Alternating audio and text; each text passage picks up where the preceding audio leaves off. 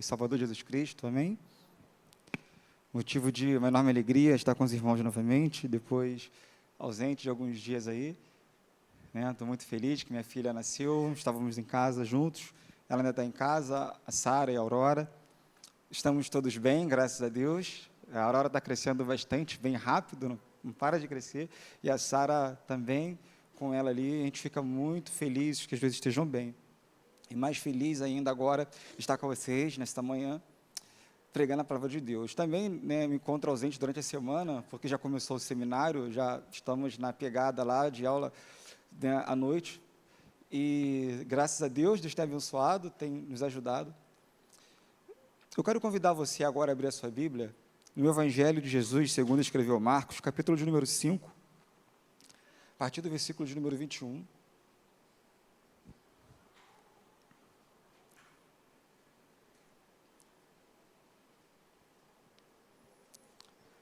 Quero convidar você a fazer comigo uma leitura alternada. Quero convidar a nossa irmã Carla. Carla, poderia me ajudar a fazer a leitura?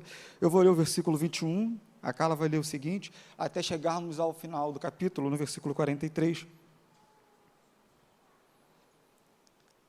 Marcos 5, 21 diz assim: Tendo Jesus voltado de barco para o outro lado, reuniu-se em volta dele uma grande multidão, e ele estava junto do mar.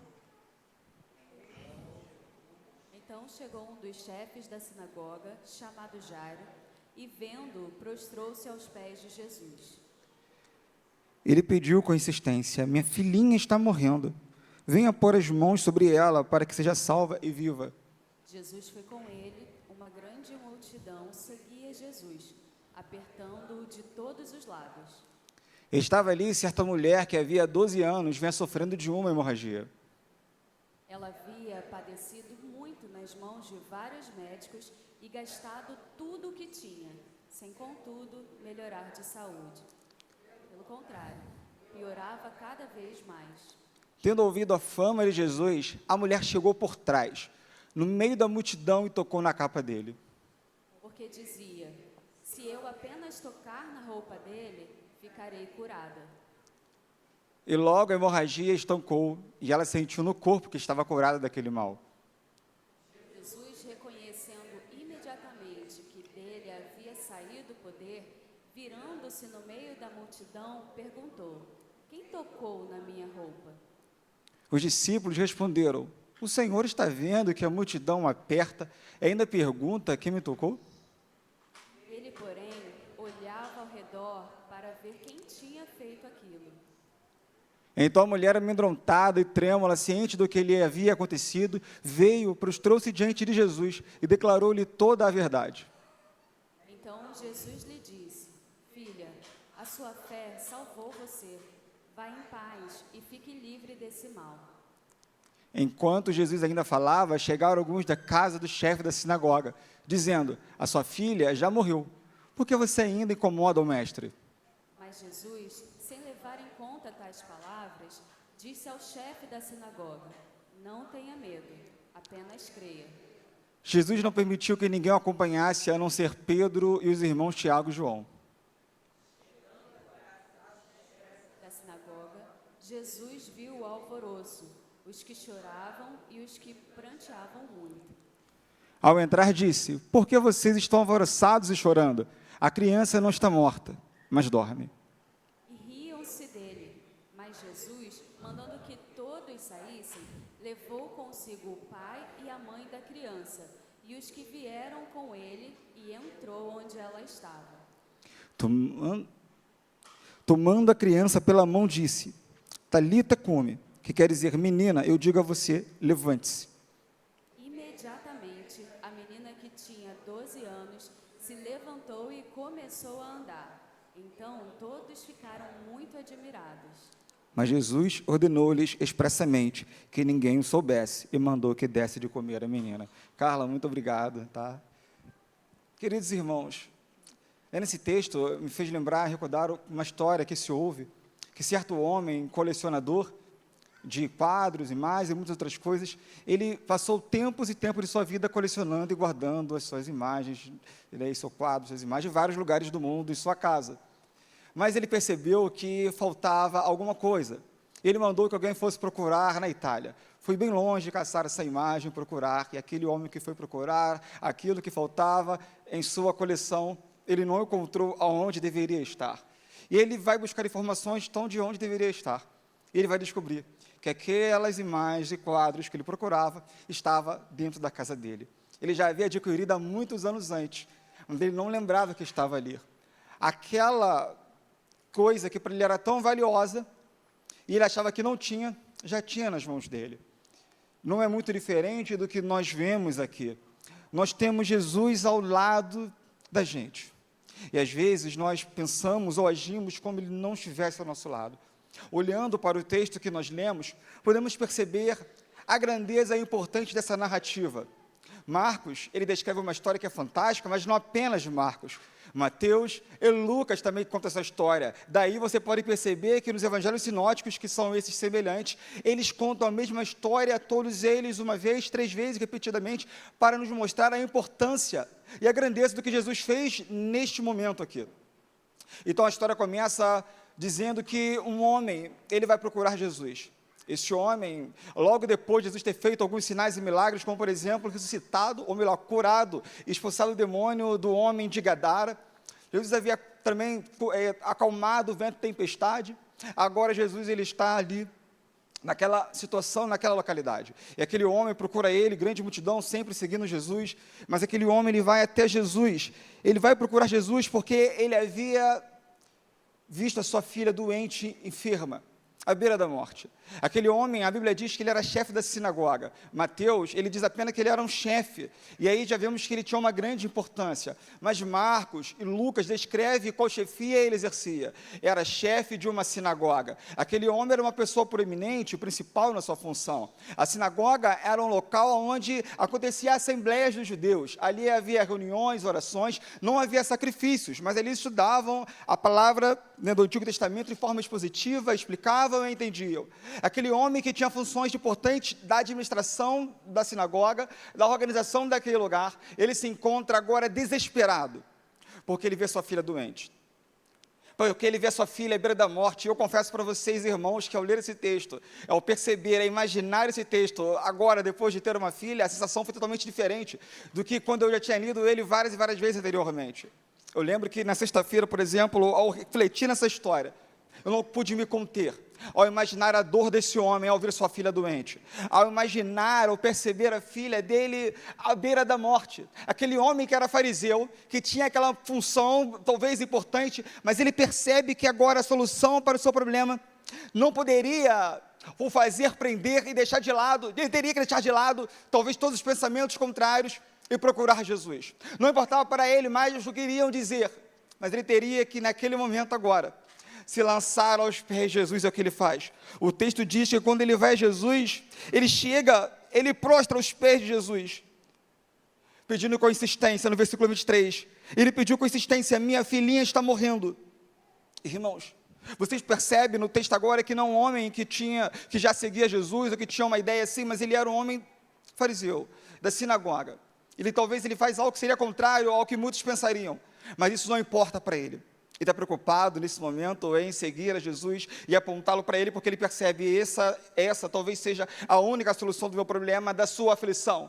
Ele se prostra aos pés de Jesus, e aqui podemos perceber o primeiro ponto importante nessa narrativa, de que Jesus, quando nós percebemos a nossa aflição, o nosso problema, ele é a única solução. Nada nos importa mais, nada importa mais para nós, apenas Jesus, e precisamos clamar por esse Cristo, ainda que pense o contrário, ainda que alguém ache que não seja a solução. Ele se prostra e ele se entrega a Jesus, dizendo: minha filhinha está morrendo. Veja a aflição de um pai com a filha doente, veja o clamor de um pai com a filha à beira da morte. Como Spurgeon declara, eu posso também repetir para os irmãos que deve ser assim a nossa oração diante de Jesus, ao clamar por nossos filhos, pedindo que Jesus o salve, e que Jesus o cure, e que esteja com nossos filhos. Esse pai busca em clamor por sua filha. Ele sabia que Jesus era o único que poderia resolver o seu problema. Então Jesus, vendo essa situação com ele ali, Jesus segue aquele homem. Ao seguir aquele homem, a história continua desenrolando, e a história agora vai mencionar uma mulher. uma mulher que apenas é chamada de uma mulher com hemorragia. O texto, nas 3 narrativas, de Mateus, Marcos e Lucas, não menciona qual era o nome dessa mulher, apenas que ela havia 12 anos sofrendo de uma hemorragia. Ao contrário de Jairo, o nome dele é mencionado, ele é mencionado como um dos principais. Agora, uma mulher que é anônima, esquecida, 12 anos sofria, 12 anos é uma aflição. E o texto nos mostra que ela havia gastado muito com os médicos. E é interessante observar que Marcos, ele até faz de uma forma como considerada por alguns teólogos, como MacArthur, ou mesmo Wisby, ele vai declarar que Marcos foi até um pouco rude, ao dizer que ela gastou tudo com os médicos e que nenhum pôde curar. Porque naquela época, segundo a Talmud, havia algumas ironias contra a medicina naquele período, pois a medicina ainda não tinha tantas afirmações como nós temos hoje, não havia tantos estudos como hoje, então ainda era um pouco limitada o conhecimento médico naquele período. Então alguns usavam contra a medicina de forma ironizando, dizendo, vai fazer isso? Alguns mencionam que aquela mulher, nesses 12 anos, com esses gastos com os médicos, ela fez tantas coisas ali que eram até mesmo crendice, achando que ela poderia ser curada. Ela tomava algumas coisas, pensava que aquilo traria cura para ela, e só piorava o caso. Outro que menciona essa situação foi Lucas, que também era médico. Lucas, ele não sente nenhum medo, ou pelo menos ele não fica preso à ética, dizendo assim, eu vou esconder isso aqui, porque vai, talvez, criticar a medicina. Mas Lucas, de toda forma, ele menciona que nem a medicina, em 12 anos, resolveu o problema daquela mulher. Era um problema real, era uma aflição de fato. A aflição dessa mulher e a dor que ela tinha, não só lhe trazia problemas sociais, mas também espirituais, porque ela não conseguia ir aos cultos, às orações, ao templo. Ela vivia presa e teria que estar separada, talvez, de uma quarentena. Era assim, segundo a lei. Ela não poderia tocar ninguém. É bem que essa mulher ficou anos largada, sem contato social, sem a família, sem amigos, sem poder se relacionar, sem poder viver com o marido. Viveu esses 12 anos assim. Mas aquela mulher, mesmo perdendo tudo que ela tinha, mesmo ela gastando tudo com os médicos, ela sabe de uma coisa: eu posso tocar em Jesus, e Ele será a solução para o meu problema. Quando nada mais for possível, quando nada mais tiver valor, quando nada mais resolver os nossos problemas, nos voltamos a Cristo. Aquela mulher, por perceber que nada naquele mundo mais poderia mudar a sua vida, mas ela sabia que ao menos Jesus poderia curá-la, ao menos Jesus poderia ter um encontro com ela, e naquele instante, ela apenas tocando Jesus, ela poderia ser curada, tocando na da orla do manto de Jesus. E ela vai ao encontro de Jesus, para receber aquele milagre. Irmãos, Jesus é a solução dos aflitos. Vemos aqui essa mulher aflita, agora percebendo, calma, eu tenho uma solução para o meu problema. E a solução é Cristo. Ela ouviu sobre Jesus, ela entendeu algo sobre Jesus, e ela percebe, aquilo que eu ouvi de Jesus realmente é real. Eu vou até Ele, tenho fé, que Ele pode mudar o meu problema. Apenas Jesus pode mudar a nossa história por completo. Apenas Jesus pode trazer de novo em nós a alegria real da vida, que encontramos apenas em Cristo, apenas em Jesus. Aquela mulher percebe que Jesus era a solução para toda a sua vida, para o seu problema. O texto diz que imediatamente estancou o sangue daquela mulher. A cura não foi progressiva, como nenhuma outra cura. Ela foi instantânea, ela foi no ato, ela recebeu na hora. Assim como Cristo, quando nos salva, Ele salva na hora, Ele não salva por etapas, Ele nos salva imediatamente. Ele salvou aquela mulher que, amedrontada, ela vai até Jesus, se esconde no meio da multidão, tenta tocar em Jesus, toca na orla do manto, mas Jesus diz que alguém me tocou. Os discípulos, e Pedro, sempre Pedro, um pouco mais impossível, ele vai dizer, mestre, a multidão te aperta e te oprime, e tu perguntas quem me tocou. Pedro vai, Jesus, está de brincadeira, tanta gente aqui em volta do Senhor, você vai dizer logo agora quem me tocou? É claro que alguém te tocou. Jesus, não, Pedro, não é esse tipo de toque, pois muitos tocavam realmente ele ali, mas ninguém tocou como aquela mulher o havia tocado. Ele diz, porque de mim saiu o poder, de mim saiu virtude. Ele sabia que algo havia acontecido. Jesus não estava perguntando isso porque ele não sabia quem havia tocado, ele queria descobrir. Ele é onisciente. Ele queria que aquela mulher declarasse e se apresentasse. Pois naquele momento ali Jesus queria também trazer de volta a mulher uma nova vida para ela. Ele queria mostrar para todos que ele trouxe de volta uma vida social de novo para aquela mulher, o meio ao povo, para que as pessoas pudessem vê-la e ouvi-la e receber de novo no meio, no convívio com as pessoas. Jesus apresenta aquela mulher, e aquela mulher amedrontada e trêmula, ele, ciente do que lhe havia acontecido, veio, prostrou-se diante de Jesus e declarou-lhe toda a verdade. Veja, ela se prostra em Jesus. Estar aos pés de Jesus é o lugar mais alto que alguém pode estar. Estar aos pés de Jesus é um lugar em que todos os homens se igualam. Jairo se prostrou aos pés de Jesus.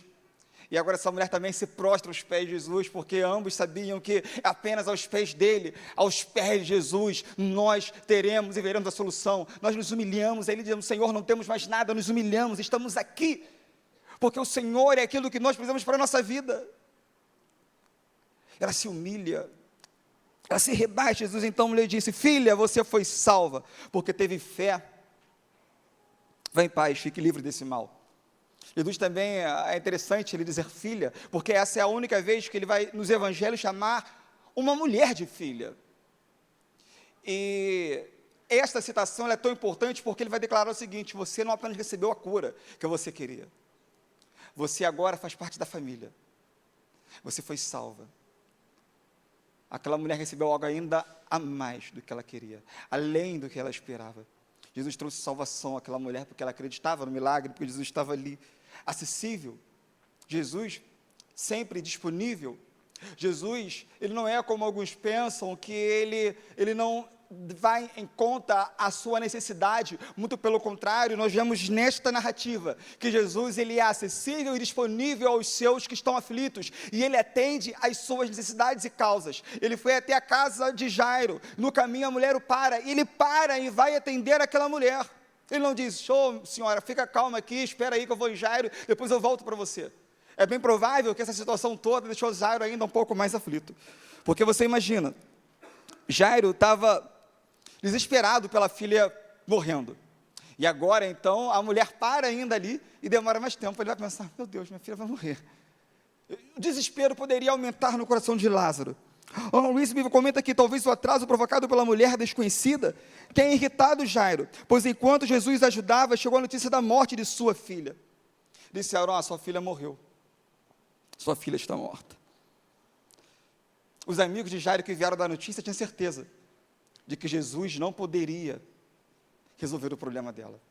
Eles disseram: não incomode mais o mestre. Por que você ainda incomoda o mestre? Versículo 35. Às vezes nós vemos pessoas que têm, e esse é um terceiro ponto para destacarmos, importante nesse texto. Quando alguém chega até nós e diz que não há mais solução, quando não há mais solução, Jesus ainda é a solução. Quando você ora e nada resolve, nada acontece, alguém diz assim: tá bom, para de orar, tá chato, já incomodou demais Jesus, não vai resolver, é melhor você parar agora, já ora 12 anos, 15 anos e nada acontece, e às vezes vem alguém e diz: para com isso, é melhor você mudar de vida, seguir outro trajeto.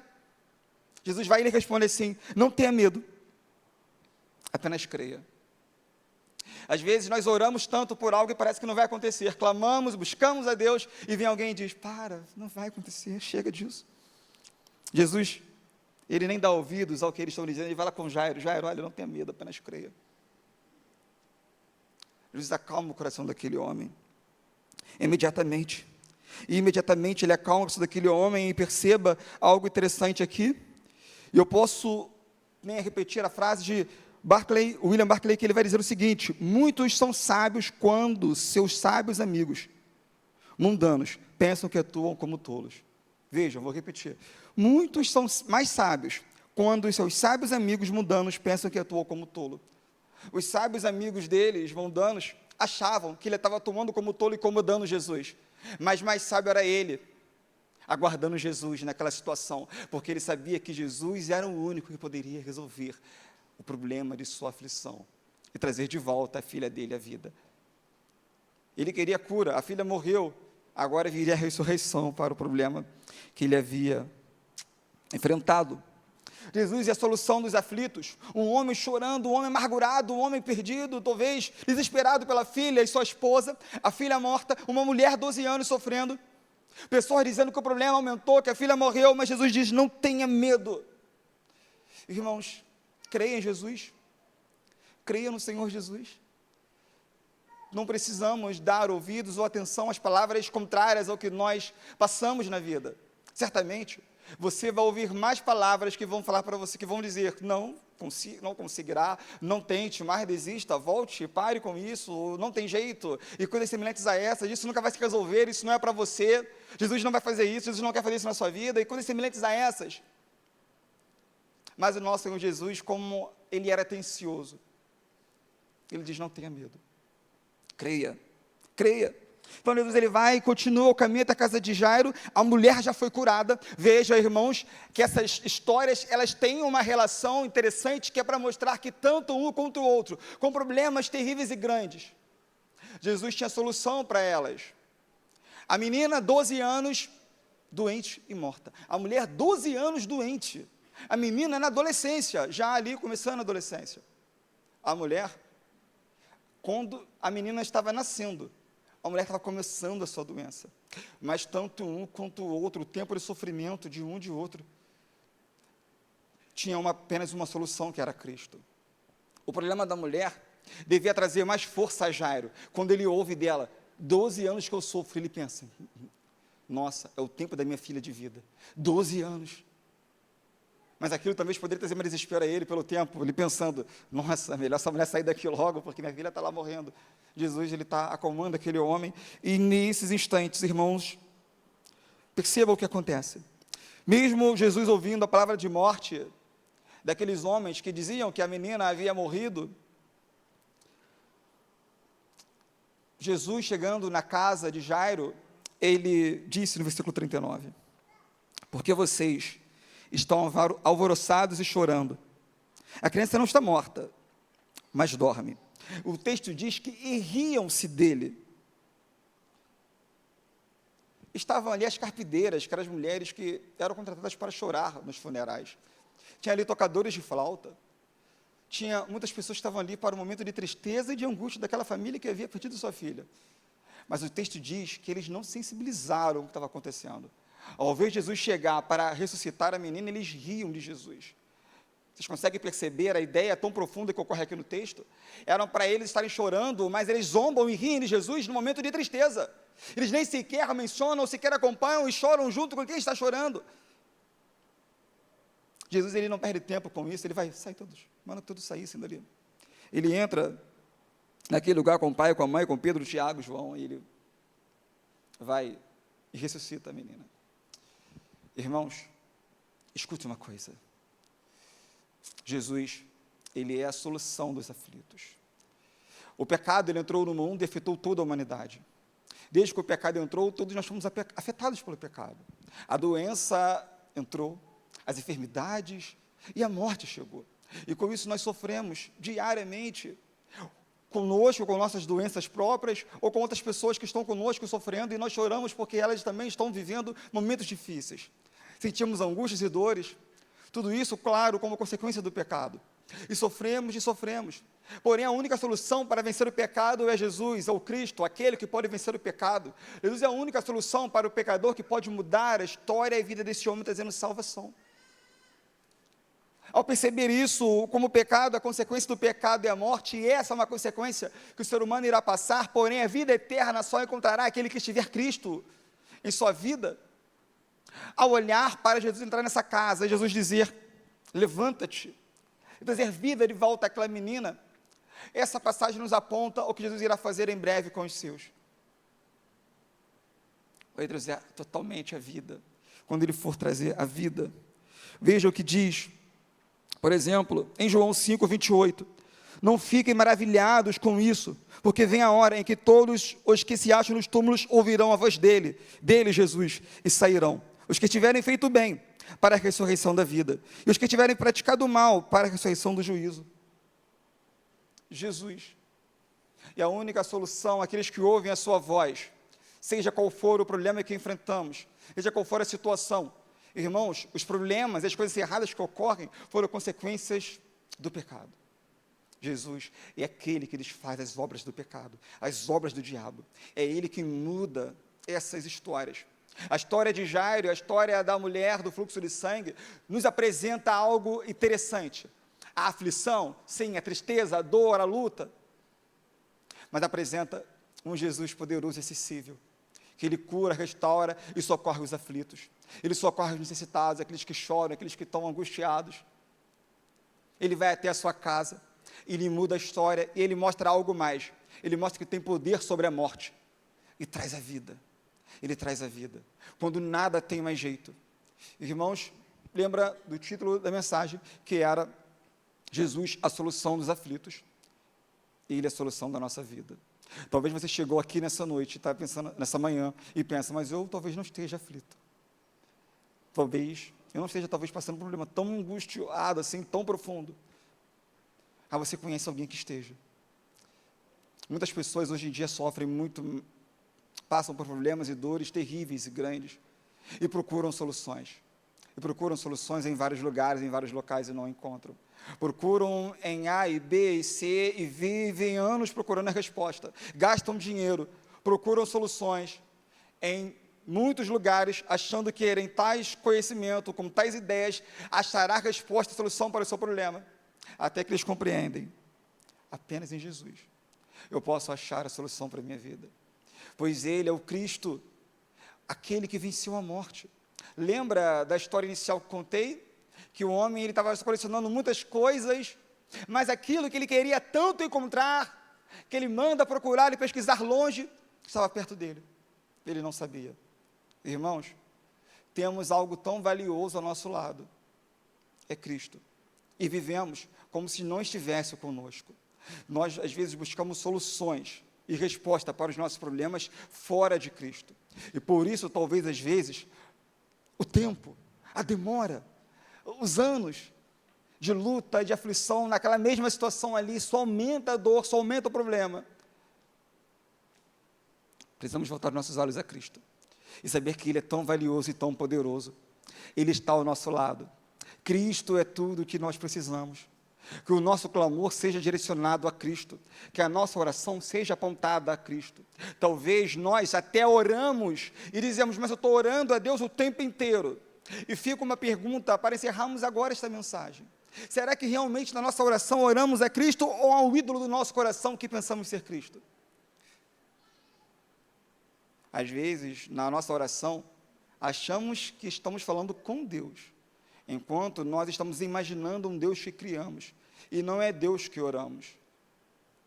E às vezes o diabo vem assim, engana a nossa mente, que então nós possamos, de fato, debruçar a nossa mente, a nossa oração, a nossa vida a Cristo, aquele que é a solução para todas as coisas, aquele que pode restaurar a nossa história, a nossa vida, aquele que pode trazer de novo a cura, o milagre, aquele que é o único que pode dar a vida a alguém.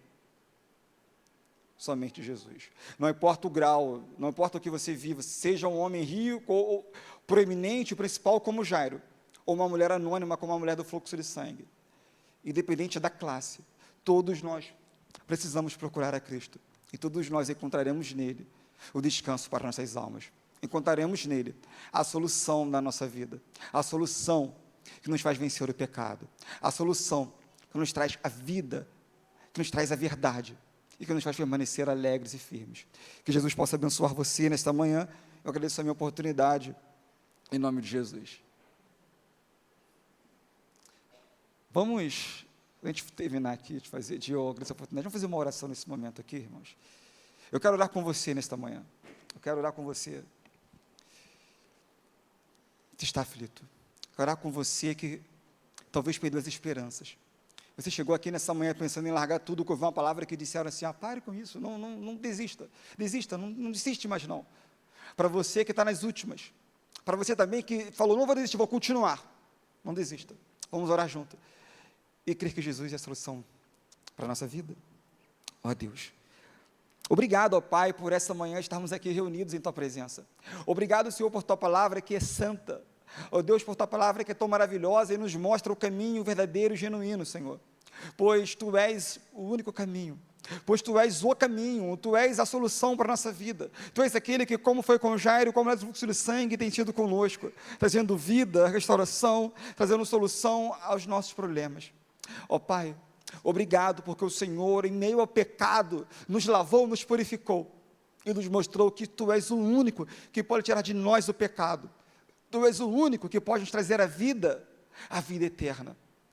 Ó Pai, obrigado por sentir conosco as nossas dores. Como Isaías disse, que era um homem de dores. Obrigado por sofrer conosco. Ó Deus, obrigado por levar as nossas dores. Obrigado por estar aqui com o Teu povo. Nos ajude, Deus, na caminhada. Que possamos permanecer de pé, confiando no Senhor Jesus. Em nome do Teu Filho amado Jesus. Amém. E amém.